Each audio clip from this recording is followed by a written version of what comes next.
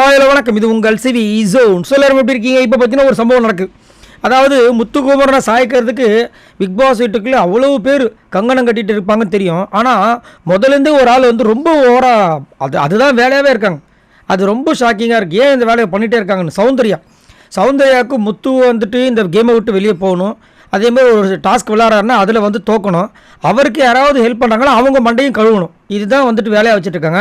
இந்த ஒரு விஷயத்தை அவங்க விடுத்துட்டு அவங்களுடைய கேமில் கான்சன்ட்ரேட் பண்ணாங்கன்னா கண்டிப்பாக அவங்களுக்கு இருக்க ஓட்டுக்கும் அவங்களுக்கு இருக்கிற ஃபேன்ஸுக்கும் அவங்க எங்கேயோ போயிடுவாங்க. அதை ஏன் பண்ண மாட்டாங்கன்னு தெரியல. இப்போ கூட பார்த்தீங்கன்னா தீபக்கும் முத்துக்குமரனும் ஒரு அண்டர்ஸ்டாண்டிங்கில் போயிட்டுருக்காங்க. அதை உடைக்கிறதுக்கு இங்கே வந்து தீபக் கிட்ட ஒரு சகுனி வேலையை பார்க்குறாங்க. தேவையா? என்ன கேட்குறாங்கன்னா, இந்த கேம் என்னென்னு உங்களுக்கு தெரியுமான்னு கேட்குறாங்க. யாரோட பொம்மை உள்ளே போகுதோ அவங்க தான் சேவ். சரிங்களா? உள்ளே யாரோட பொம்மையை எடுத்துகிட்டு போய் உள்ளே வைக்கிறாங்களோ அவங்க தான் உள்ளே போகிறாங்க. எக்ஸாம்பிள், முத்து வந்து உங்களோட பொம்மையை நீங்கள் எடுத்துகிட்டு போகிறதோ இல்லை முத்துவோட பொம்மையை நீங்கள் எடுத்துகிட்டு போய் உள்ளே வச்சிங்கன்னா உங்கள் பொம்மை உள்ளே போயிடுச்சான்னு நீங்கள் சேவ், அவர் பொம்மை உள்ளே போயிடுச்சுன்னு அவர் சேவ். புரியுதா? அப்போ வந்து அவர் சொல்கிறாரு, ஆமாம் நான் முத்து பொம்மை எடுக்கிறேன் அப்படின்னா என்னோடய பொம்மை அவன் எடுப்பான்ல, அப்படி தான், அதானே உண்மை, அதானே கரெக்டு அப்படின்னும் போது அதை தான் நான் சொல்ல வரேன். இனிமேல் என்ன பண்ணுங்க, டபக்குன்னு எடுத்துகிட்டு போய் உள்ளே வச்சிடாதீங்க. எப்படி சூப்பரில் முத்துவோட பொம்மை எடுத்திங்கன்னா வெயிட் பண்ணுங்கள். முத்து உங்களோட பொம்மையை எடுத்துகிட்டு உள்ளே போய் வைக்கிறானான்னு பாருங்கள்.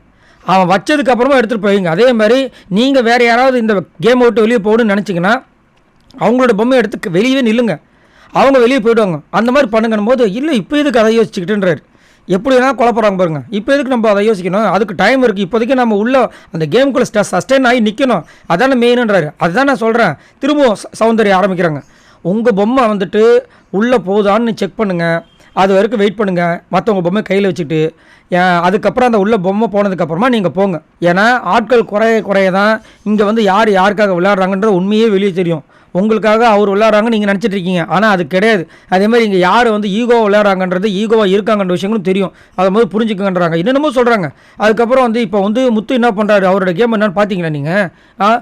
அவர் பொம்மையை எடுத்து மற்றவங்களை கொடுத்துட்டு அவங்களோட பொம்மையை கையிலேருந்து வாங்கிட்டு போய் எடுத்து போய் உள்ளே வைக்கிறாரு. அப்போ நல்லா யோசிச்சு பாருங்கன்றாங்க. அப்போ தீபக் யோசிச்சுட்டு, சரி இது கரெக்டாக தானே இருக்குது, இதில் என்ன நீ தப்பாக சொல்ல வர, எனக்கு ஒன்றும் புரியல, ஆனால் இது எனக்கு ஃபேவராக தான் இருக்குது, நீ உன் வேலையை பாரு, நான் என் வேலையை பார்க்கன்னு போயிட்டார்.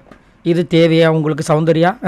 ஆனாலும் சௌந்தர்யா வந்துட்டு இதை தொடர்ச்சியாக பண்ணிகிட்டு இருக்காங்க. எனக்கு அது பிடிக்கவே மாட்டுது. சௌந்தர்யா நல்லா நீங்கள் நோட் பண்ணிங்கன்னா தெரியும். சௌந்தர்யாவோட கேமை பார்க்குறத விட சௌந்தர்யா முத்துக்குமரனை எப்படி வந்துட்டு அட்டாக் பண்ணலாம், முத்துக்குமரோட ஸ்ட்ராட்டஜி எப்படி கேவலப்படுத்தலாம், முத்துக்குமரனை வந்து எப்படி வந்து வெளியே அனுப்பலாம், அழிக்கலாம்.